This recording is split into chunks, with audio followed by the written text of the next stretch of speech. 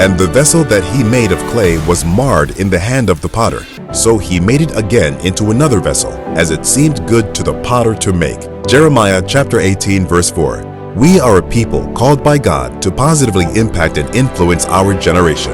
We are a living spring to a thirsty world, a place where imperfect people find true joy, genuine friendship, and practical truth for living from the Bible. This is our year of transformation.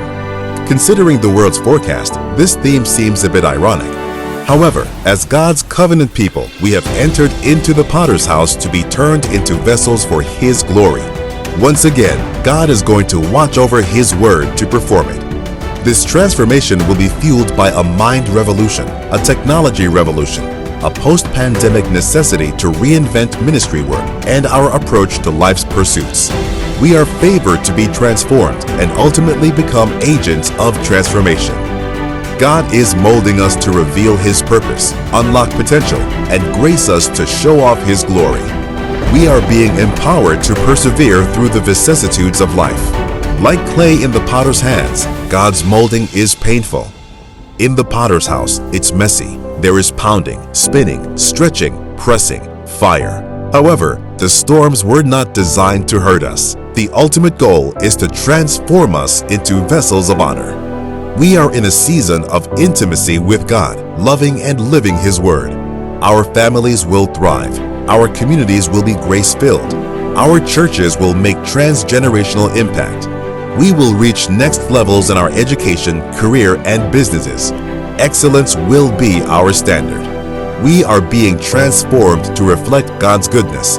This year, the world will see a masterpiece, a piece of the Master. 2023, our year of transformation.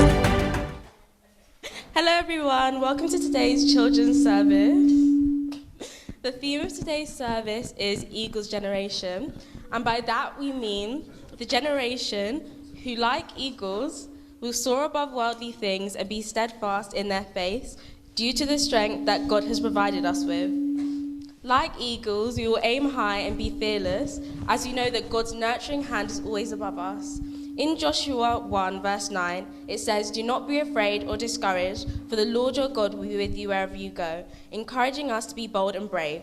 As a Christian community, we aim to possess many of the characteristics of the eagle, as they are thoughtful with powerful visions, and by trusting in God, we can possess those too.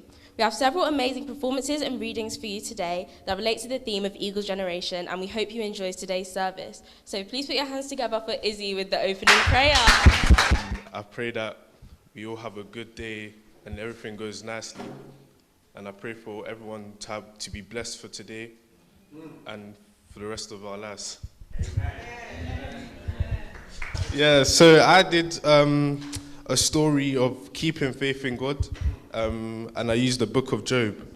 Yeah, so Job was a righteous and prosperous man who faced many trials and tribulations as he lost his wealth, his children, and his health. And despite all of this, he stayed firm in his faith, refusing to curse God or turn away from Him. Throughout the story, Job's friends questioned his faith and urged him to abandon his trust in God. However, Job remained resolute, declaring, "Though he slay me, yet I trust him."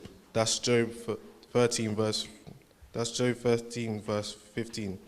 In the end, God restored Job's fortunes and blessed him with even greater abundance, and the story serves a powerful reminder to keep faith in God, even through all the adversity. It demonstrates the unwavering trust in God and can lead to ultimate restoration and blessings. So let us take inspiration from Job's unwavering faith and strive to keep our faith in God, knowing that He's always with us, even in darkest of times. Amen. I'm gonna sing I Know Who I Am by Snitch. We are the chosen generation, called for to show His excellence. All I require for life, God has given me, and I know who I am. We are a chosen generation, called for to show His excellence. All I require for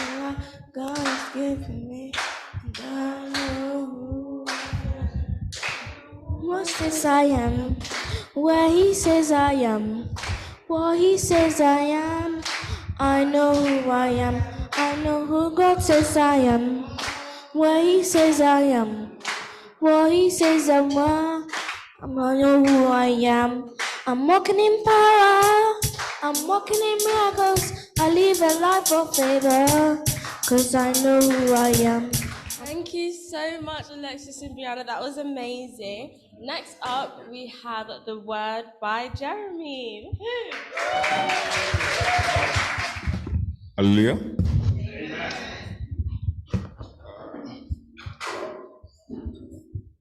Before I start, could we just pray? Father Lord, as I'm standing here today, I just want to thank you for every single person that's in this room today. Father, it's not because of our own ability that we're standing here today. It's not because of our own might that we are in this place today, but it's because of your grace. So I say thank you. I pray that as I'm standing here before your people today, Lord, that it will not be me speaking, but it will be you speaking through me. And I pray that any glory that I receive from this, Lord, I take it all to you. For Lord Jesus, I'm only a vessel, and I pray that you use me today. I invite your Holy Spirit into this place today, Lord. And I say thank you once more for everyone that you've brought in today's place. In Jesus' name I pray. Amen. All right, guys, so for those of you that don't know me, my name is Jeremy. I have had this wonderful opportunity by my uncle, Reverend Isaac Ayesu. To be fair, Uncle Isaac is a funny man, because you'll be sitting down in service one day and you come, Jeremy, by the way, next week you're preaching. And it's like, Uncle, so where's the time to prepare and all of that? But to be honest, it's something that I'm thankful, he's given me the opportunity to do. To be fair, leading up to this point, I was tempted to call Uncle and say, Uncle, you know what? Ejuma, work is stressful, and see, I can't do it. But I think when I think about it, I realize that it's something that we all must do. As in, we're not meant to just come into church, sit down, listen, and then go home, and that's it. You're meant to come into church, you're meant to read your word, and you're meant to speak to other people, you're meant to teach other people. So as a result of that, I just realized that it is my duty, and it is your duty as well. It might not be preaching, it might not be, singing, but it might be going out and just ministering to people. And to be honest, it's a very uncomfortable experience situation, because I'm normally used to spoken word. I stand here, I read on my phone, and that's it. But today I'm, preaching to you guys. But to be fair, one thing I've realized is that discomfort is not always a bad thing. And also, with today being Children's Day, I'm sorry to disappoint you, I'm not a child. I think I've also outgrown the category of youth, because at this point, yeah. But at the end of the day, if you think about it, truly true, we're all children of God, so it doesn't really matter. But yeah, today I'm here to speak to you about the discomforts of life. Because hey, regardless of what you hear around, life is not going to be easy. And I'm a testimony of that. And I think regardless of it not being easy, we have Christ. And Christ is not meant to be he's meant to be beside you. He's meant to walk with you throughout this journey of life. So with that being said, the title of my sermon today is Embracing the Discomfort. So I've got a question. Who likes to be uncomfortable? Nobody. And to be fair, that's perfectly fine, because I don't think anyone enjoys being uncomfortable. Me personally, I want a soft life, but that's soft life unless heaven. Are you able to show me the last time you're uncomfortable? And I'll show you the last time you grew. See, I was reading my devotion one day, and I saw that quote, and I just thought, if you actually think about it, think about times in which you've been uncomfortable, whether it be university, whether it be your job, whether it be wherever it may be. Think about the outcome from that discomfort. We're in different stages of our lives. And with that being said, we all have different forms of discomfort. Some of it may be financial discomfort. Some of it may be exams. It may be jobs. It may be even sickness. And for me personally, my discomfort for a very long time was my school. And even right now, my master's. But for a long time as well, I was also speaking in front of people. So I never used to be someone that, would stand in front of people, and no, never. But the way God works is funny, because he places you strategically, basically, to prepare you for your destiny. So for example, my first job, TGI Fridays, I was a door host. You can't say I'm not going to talk to anyone because you get fired. But regardless of all that, I just want everyone to know that the discomfort that you go through is not in vain. Anyways, majority of the time, what I've realized is that your discomfort is what brings growth. But when you choose to remain comfortable all the time, ignoring the opportunities for growth on the basis of the fact that it's too uncomfortable, you remain stagnant, and stagnation amounts to nothing. A lot of people are stuck in this cycle of comfort and they completely ignore the possibilities of growth. And we see that today in the UK, for example. A lot of people, it's not because they're not capable, it's just because they're not willing to become uncomfortable. So it's like going to the gym. I go to the gym. No, I used to. And in the gym, when I first started going to the gym, trust me, it was the worst experience ever. First day you go, your muscles, everything is aching. But with the gym, you have to be consistent. You have to essentially force yourself through the discomfort. And what you realize is that you start to enjoy the pain. The pain becomes easier. And it's like the pain just doesn't become easier, but you start to grow muscles. And that's the reward. So you have to go through the uncomfortable process in order to get to the destination, which is muscle hypertrophy, which is essentially building muscles. Anyways, so, you know, today, obviously, I told you I'm talking about discomfort. And I think there are many Bible characters, people in the Bible that have faced discomfort. But today I'll be speaking to you about two guys. The first guy is David. So most of us know the story of David. David was the underdog of his brothers. And he was, in the time, he was sent to essentially give his brothers food because David was a shepherd and no one thought that, you know, a shepherd boy could essentially fight. Do you get it? They didn't really believe in him like that. So the time in which David went to deliver the food to his brothers, it was at a time where the Philistines and the Israelites were at a standstill because of, you know, Goliath, the Israelite giant, basically. And David, who was obviously an Israelite as well with no military experience, he stepped up to face Goliath when no soldier did. You see, David didn't have any armor or sword, etc., but he had God. You see, the story goes on to tell us about the fatal blow. And to be honest, yeah, the fatal blow is actually very interesting because it's like David threw was it a slingshot? Was it a slingshot something? He threw the slingshot, right? It hit him on the forehead, but Goliath fell forward, not backwards. That goes to show you that it wasn't David's might, it was God's might. But that's another conversation for another day. Anyways, with that, not only did the shepherd boy face the giant, but he killed the giant, but he was also anointed to be the next king of Israel. So, you know, after David had done all of that, I think Saul rewarded him by making him commander. And you would think that, you know, after all of this, after becoming commander and, you know, him being anointed to be the next king of Israel, that would have been an easy process, like, you know, after commander, maybe next military position, and then essentially just an easy route to become king. However, it doesn't work like that. Essentially, at that time, what had happened was God had left Saul. And with God leaving Saul, he had landed on David. And Saul was jealous of this. So what happened was that Saul made a promise back. So let me backtrack a bit. Saul made a promise to David that if he were to kill Goliath, he would essentially give David his daughter. And I think when the time came for David to essentially get his daughter, Saul made a requirement. So forgive me if I'm wrong.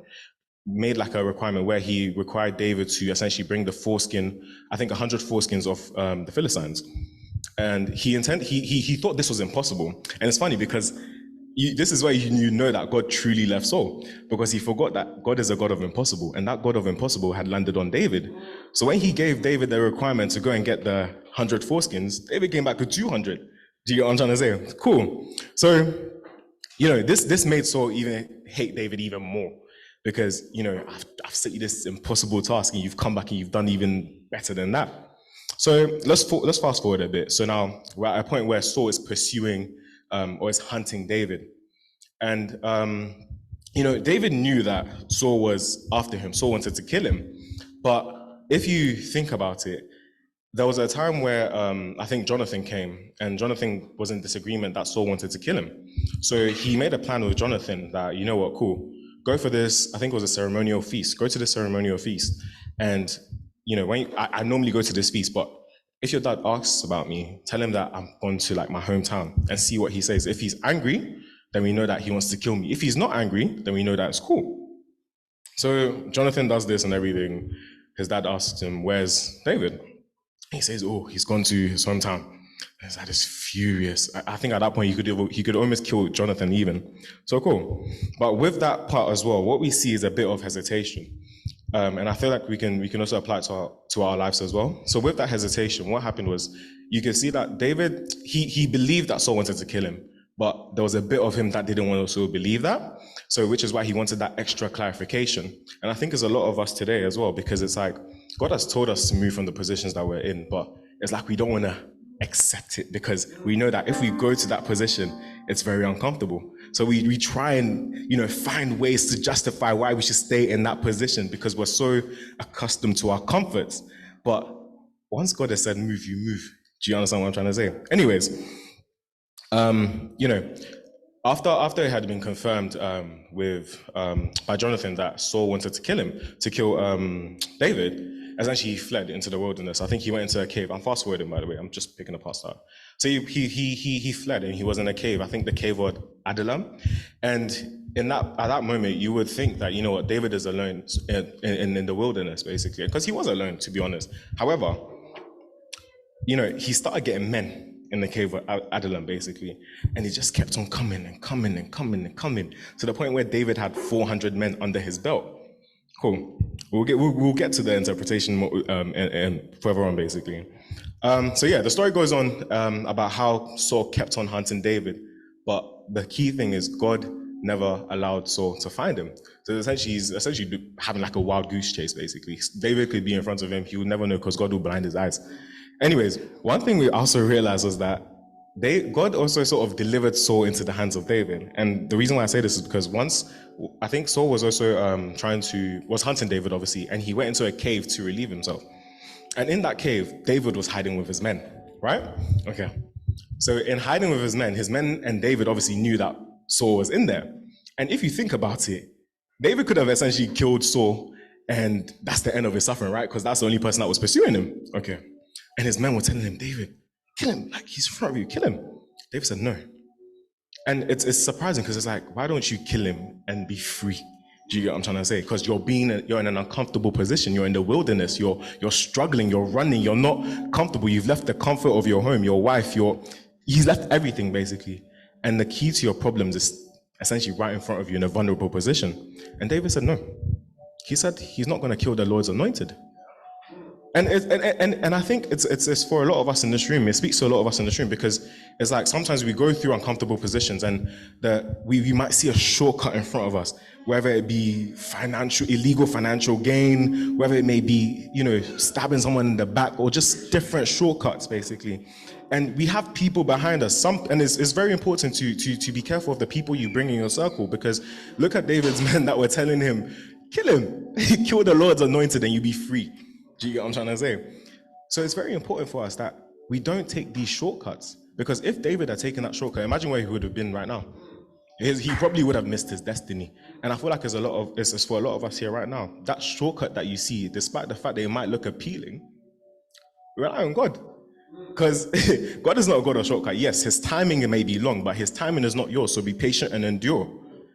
So fast forward, David, I think God even brings Saul back into David's hands again, but David still didn't kill him. At the end of it all, fast forward, Saul took his life, David became king, and you can read the rest of the book. It's a very interesting book. However, there are a few things that we can learn from David. So one of the first things that we can learn from David is to be faithful. You see, in your season of discomfort, it's important to remain faithful to God. Even when it may seem God is not with you, God is still with you. You see, with David, he was on a run. It seemed as if God wasn't there. Saul was trying to kill him. If David had a move, that so cool. But at the end of the day, like David still had faith in God. He never lost faith. He was hopeful that God will deliver me out of this situation. And that's why in 1 Samuel 13 verse 14, it regards David as a man after God's own heart. And that's how we should all be. We should be people of faith. We should remain faithful regardless of the situation because your discomfort is not permanent. It's temporary. It's a process to get you to your destination. Because if you think about it, the whole process of David being pursued by Saul was what prepared him as well to get to that position of king. Okay. Another thing we can learn from David is that God will never leave you. And I know it might seem like, okay, cool, but where was God when David went into the cave? Where was God when this and that? But God provided David with men. God also provided David with Jonathan, and he's a very important person because with Jonathan, when David was losing faith, when he was being discouraged, Jonathan was there to encourage him. Do you understand what I'm trying to say? So yes, in your discomfort, you're not meant to do it by yourself. You're not meant to essentially go through the discomforts of life by yourself. God has brought you lifeguards, but it's up to you to, as to whether you take them on. And that's what David did, and it's so beautiful because if you know who Jonathan was Saul's son. So it's like Jonathan is basically going against his dad to, protect David, and it's just very beautiful. And I think that just shows of the love, people have for you. So that's why it's very important to find those people that are meant to help you. So even with that, I think Jonathan, just encouraged him to continue going on, and that's the type of people that we need. And with that, we can also see why God didn't leave him. Also, we learn from David that we need to be people who seek the face of God. In 1 Samuel 23 verse 2, there was a situation, forgive me if I don't know the names, but when David had his men, there was a situation where the Philistines were attacking a nearby town. And what happened was, I think David and his men wanted to attack, but David had to seek confirmation from God. And he said, God, paraphrasing by the way, he said, God, should I attack them? So, and he waited for God to respond. So God said, yes, attack them before he proceeded.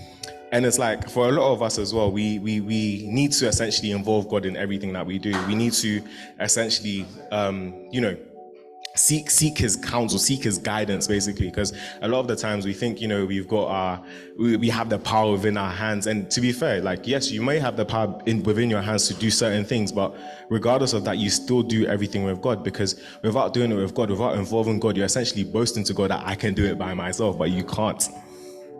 Okay. And I said, some of us are too quick to act. Some of us, when we ask God, should I marry this person? Should I do this? Should I do that? You wouldn't hear God. It's just silent. But you know what? Cool. Because it feels good, I'll take it. Because it feels good, I'll enter into this job. But it's like sometimes you just have to sit and be patient. Sometimes silence is even an answer. Another thing that we can also learn from David is that, we should be people that trust God and take at his word. So we need to hold steadfast the promise that God has made to us. Even in our season of discomfort, we need to believe that God will fulfill his promises, even if it may seem uncomfortable.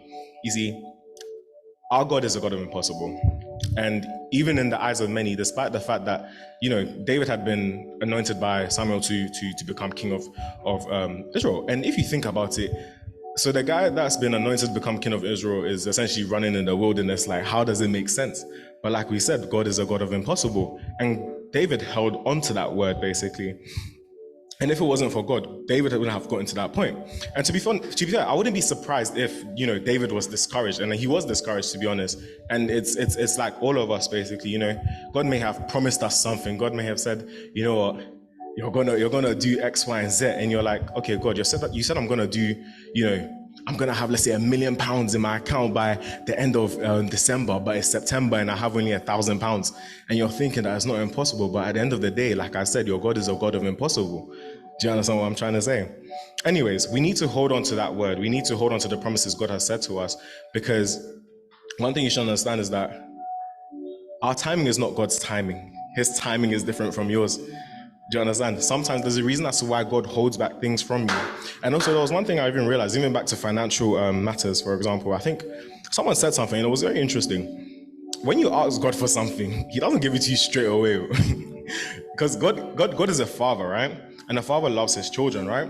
And a father wouldn't want to spoil his children, right? So if you tell God, move the mountain, he'll give you the shovel. Start and I'll continue. Do you get what I'm trying to say? If you ask God for a cake, he wouldn't give you the cake. He would give you the ingredients for the cake and show you how to make the cake. And you know why? Because he wants to sustain you. He wants to make sure that you're prepared for next time you need to do that cake.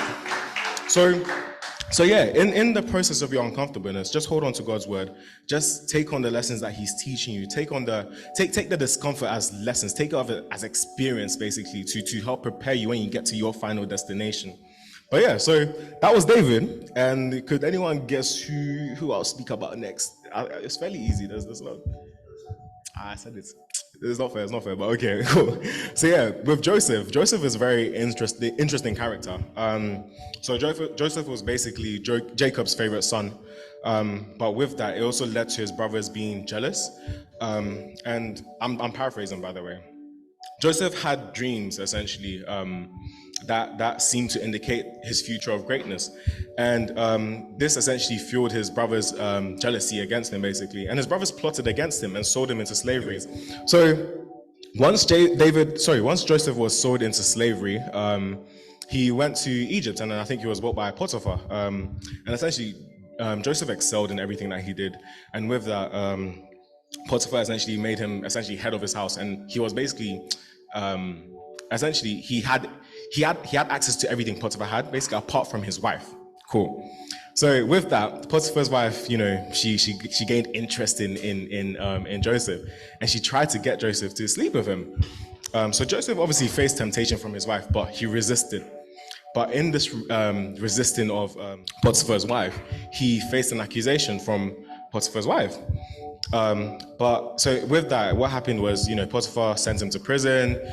He was in prison for some time, but he was in prison with the cupbearer and I think the baker of the Pharaoh. So in that time, I think the baker and the cupbearer had dreams that needed interpretation, and Joseph was able to interpret those dreams. And essentially, I think the Pharaoh must have forgiven them, and they went back into the Pharaoh's wherever. And but before that, Joseph had said to them, you know what? When you go, remember me, right? Cool. Because remember, Joseph is still in a very uncomfortable position. So now the baker and the cupbearer get back to Pharaoh, and they forget about Joseph. And it's funny because in forgetting about Joseph, it wasn't like they forgot about him for like a week or so. They forgot about him for like 2 years. So essentially, Joseph still had to endure the hardships of that prison for 2 extra years.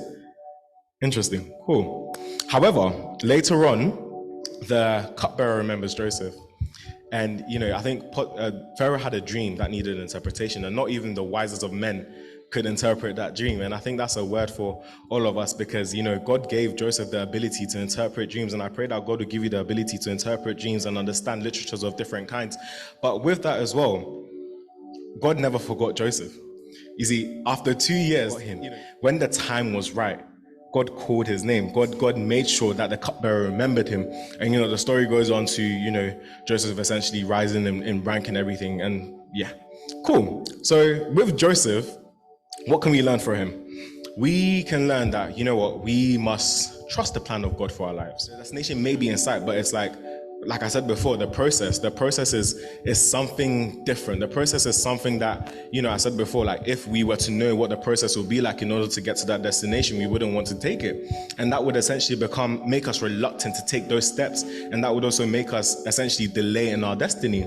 And to be fair, and like I said, with Joseph again, he wouldn't have done that if he had known the process as to how he was going to become essentially leader in thingy. So yeah, with us, we need to embrace the process. We need to learn from the process. We need to take on the process. We need to be welcoming of the process, basically, and just trust that regardless of whatever the process may be, that whatever God has said for us will come to pass. So another thing that we learn from Joseph is that in our season of discomfort, people may forget you, but God will always remember you. In Genesis 40, verse 23, so obviously I said the cupbearer forgot about Joseph and eventually remembered him 2 years later in Genesis 41 when Pharaoh had a dream. And yeah, it may seem like the cupbearer forgot about him, but like I said before, at the right time, he remembered him. And it just goes to show that, sometimes in your discomfort, despite the fact that you may be going through certain things and then your life and everything, it's preparation for your actual destination. It's preparation for, where God has planned for you, the state God has planned for you to be in. Another thing we also learned from Joseph is that we need to be people of integrity. Yes.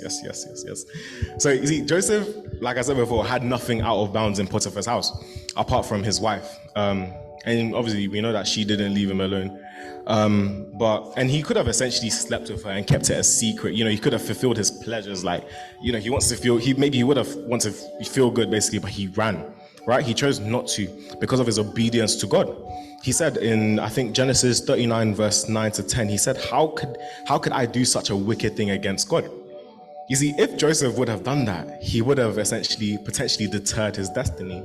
And I think it's a word for all of us, basically, like, we need to be people of integrity. We need to be people that, regardless of the fact that there may not be an audience watching us all the time, we need to make sure that we remember that God is always watching us. So even if he's putting us in that uncomfortable position, we need to remember that, cool, God sees me and he sees all the things that I do. So that should act as a form of encouragement to deter you from going against his word.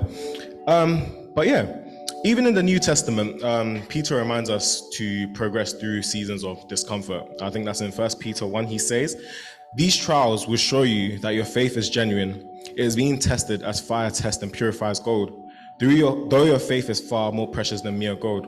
So when your faith remains strong through many trials, it will bring so much praise and glory and honor on the day when Jesus Christ is revealed to the world." Okay. I think that's funny enough, I was reading that yesterday.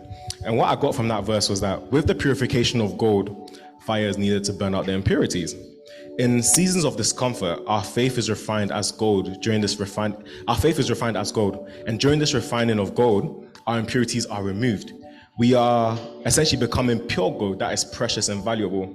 So in our discomfort, despite the fact that the fire may burn, we need to remember that the fire burns out all that is not needed. And the fire would refine you to get you to that precious and valuable state that God has intended for you. So like in the words of James, I want you all to know that, when troubles come your way, consider it an opportunity of great joy. So let it grow. When your endurance is fully developed, you will be perfect and complete, needing nothing. Amen.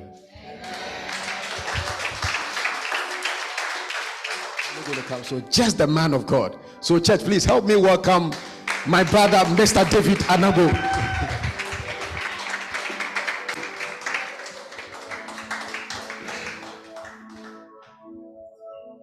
My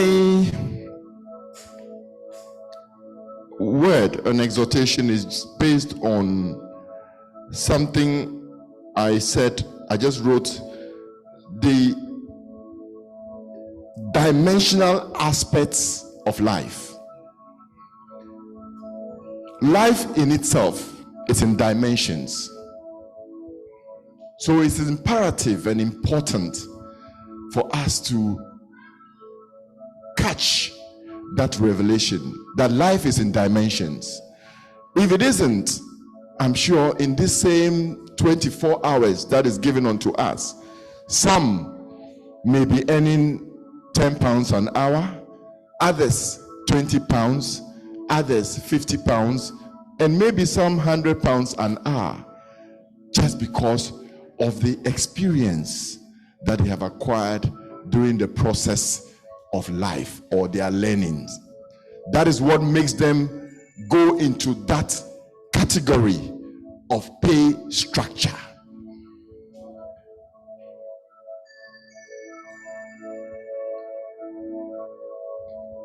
But the greatest of this dimension I'm trying to talk about is love. Tell somebody love. Love, as we all know, is the greatest of all. When you love somebody, you are dying to show and express that love. And God demonstrated it so beautifully that in the beginning, he gave. And he did not only give that which he had in abundance, but he gave his only begotten Son to come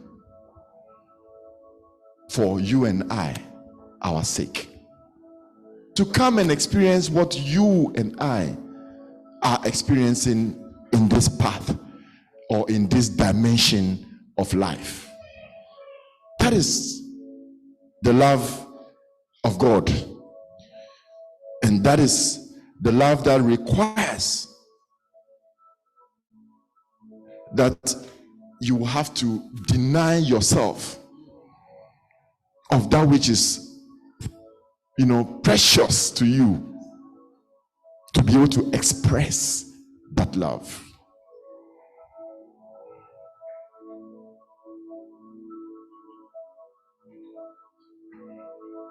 You know, we don't teach to love. As a father of 4 and many spiritual sons and daughters, I see that expression is as a result of what we demonstrate. I repeat, that expression is as a result of what we demonstrate to those who are looking up unto us. They see. I remember Jeremy back in the days when she was standing here talking that we used to be naughty or bad. Yes, I know that during church service, the one that makes the most noise was probably him. And the mother will be running after him up and down. And today, look at how beautifully he has grown. That is love expressed through a mother and a father. That is the love that I'm talking about. The love that causes you to even see yourself from what you cannot see.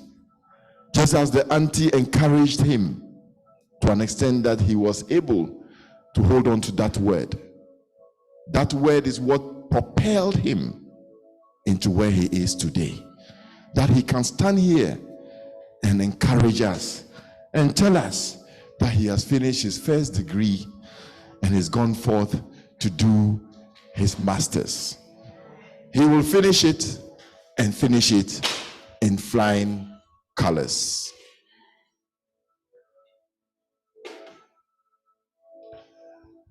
About 35 years ago, in pursuit of wanting to have a personal relationship with God, the God that I was occasionally taking to church, just because the home that I grew from, we were 33 in number, so we could not fit in any car or vehicle in the home. So because of that, we were going to church rotationally. This batch will go this weekend, the other batch will go the other batch. And because of that, many of us will miss even going, that our parents even lost count. But through that journey,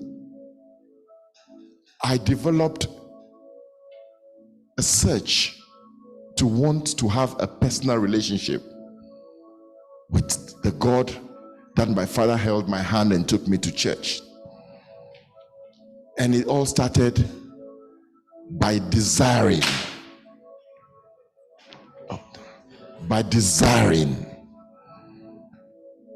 And a voice directed me to go to an area in Ghana airport to hear or worship.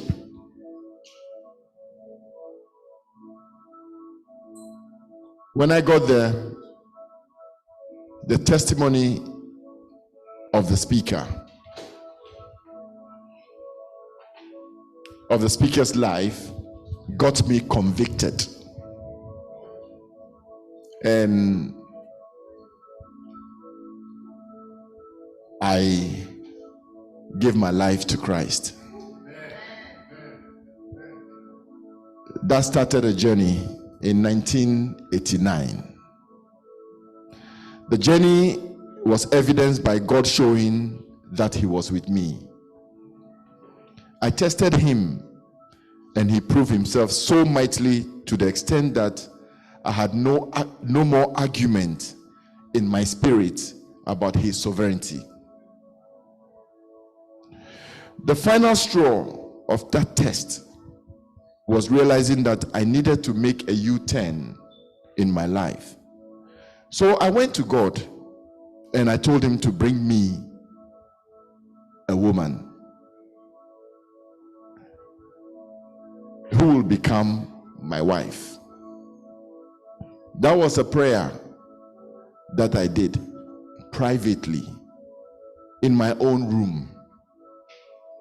You know, the reason why I had to do that prayer is I took stock of my life and realized that the areas that I was sinning the most was stealing my father's car and driving a suit of friends. So that was the area that I knew that it was an area of temptation I couldn't resist. So I had to go back to him and say, God, if only you want me to make a U-turn, now don't let me chase, but bring me one, or let our pathway cross.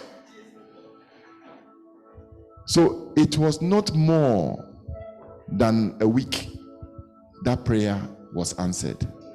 In fact, God brought me 2 lovely women to my doorstep. And when I looked at them, he actually pointed the one to me. And this is the one that came to my doorstep as a result of that sincere prayer. Sincere prayer. I repeat that. Sincere prayer. Not just any prayer. So this morning, if you have not heard anything that I've shared here today to encourage you, is to just let you know that when you take stock of your life and see where you are falling short, go back to God with sincerity of heart, and he will answer that deep desire for you. He has done it for me, and he is continuing to do it for me. It's not a guarantee that the results come and then nothing else follows it. The challenges will come, but victory in the end will be your portion. Victory will be your portion. The same house that I gave my life a couple of years later, a couple of years ago, I was fortunate to be in that church when a question was posed to a very accomplished man, a man of fame, a man that a lot of people know, but I can't mention his name.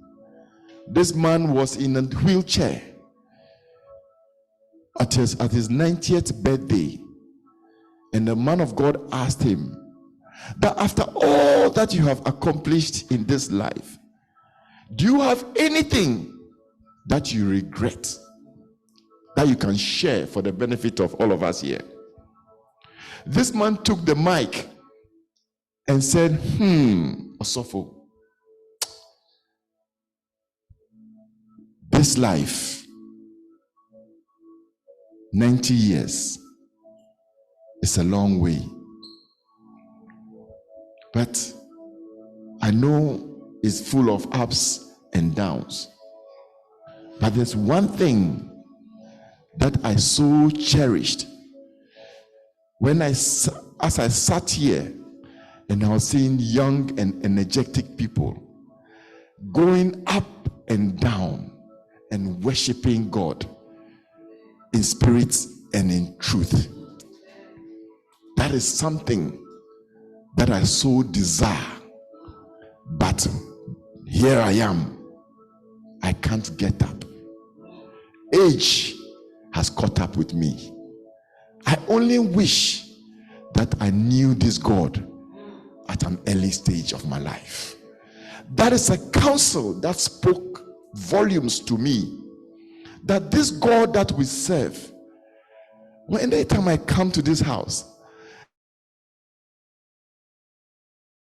and I see the young ones sitting here playing the drums, playing the instruments, worshiping, in fact, that is to me that you, Christ Covenant Chapel, you are doing the greatest service in the kingdom assignment. Because Bible says, the evening shall come. But whilst it is day, the day is in the lives of the youth. I am one as well. That is the reason why anytime you call me, and it's even on short notice, I'll sit down and make a small note and come and stand and be a blessing to somebody. Thank you for that. Next up, we have Elikem rapping Flavor by GK. Yeah. You know we don't play. You know we just pray. Yeah.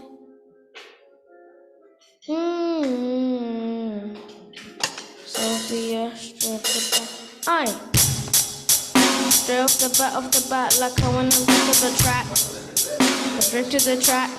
And now I wanna stick to the fact. Let's stick to the fact. Let's stick to the facts. I'm a seed of be never lack.